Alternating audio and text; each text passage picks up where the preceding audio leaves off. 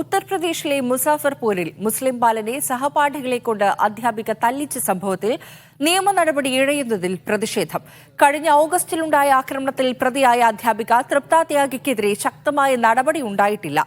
മർദ്ദനത്തിനിരയായ കുട്ടിക്ക് സഹായ വാഗ്ദാനവുമായി ladder foundation രംഗത്തെത്തിയിട്ടുണ്ട്.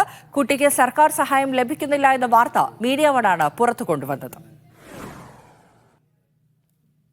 മുസ്ലിം ബാലനെ സഹപാഠികളെ കൊണ്ട് അധ്യാപിക തല്ലിക്കുന്ന വീഡിയോ പുറത്തു വന്നതോടെ ഉയർന്ന പ്രതിഷേധം തണുപ്പിക്കുന്നതിന്റെ ഭാഗമായിട്ടാണ് കുട്ടിയുടെ തുടർ പഠനത്തിന്റെ ചെലവ് സർക്കാർ ഏറ്റെടുത്തത്. സംഭവമറിഞ്ഞ ഉടൻ ജമിയത്ത് ഉലമ ഹിന്ദ് സ്കൂൾ മാറ്റാനും ചെലവ് നൽകാനും രംഗത്തെത്തിയിരുന്നു.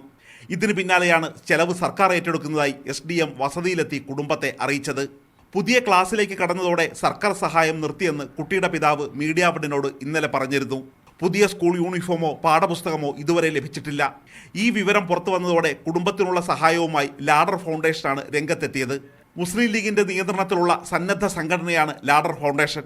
മീഡിയ വൺ വാർത്തയുടെ പിൻബലത്തിൽ ഞങ്ങൾ ലാഡർ ഫൗണ്ടേഷൻ കേരളത്തിൽ നിന്ന് പുറത്തുള്ള ഉത്തരേന്ത്യയിലെ പ്രയാസം അനുഭവിക്കുന്നവർക്ക് വേണ്ടി സഹായം കൊടുക്കുന്ന ലാഡർ ഫൗണ്ടേഷൻ എന്ന സന്നദ്ധ സംഘടന ഈ വിദ്യാർത്ഥിയുടെ മുഴുവൻ ചെലവുകൾ ഏറ്റെടുക്കുകയാണ്.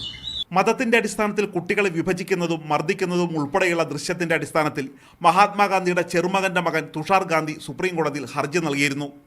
ഈ ഹർജി കഴിഞ്ഞ ആഴ്ച പരിഗണനയ്ക്കെത്തിയപ്പോൾ UP പോലീസിനോട് നടപടി റിപ്പോർട്ട് ചോദിച്ചു. സ്വകാര്യ സ്കൂൾ അടച്ചുപൂട്ടിയെങ്കിലും അധ്യാപികയ്ക്കെതിരെ കടുത്ത നടപടി പോലീസിന്റെ ഭാഗത്തുനിന്നും ഉണ്ടായില്ല. സുപ്രീം കോടതിയിൽ പോലീസ് നൽകുന്ന സത്യവാങ്മൂലത്തിനായി കാത്തിരിക്കുകയാണ് ഈ കുടുംബവും തുഷാർ ഗാന്ധിയും. D. ധനസുമോത്, മീഡിയ വൺ, ഡൽഹി.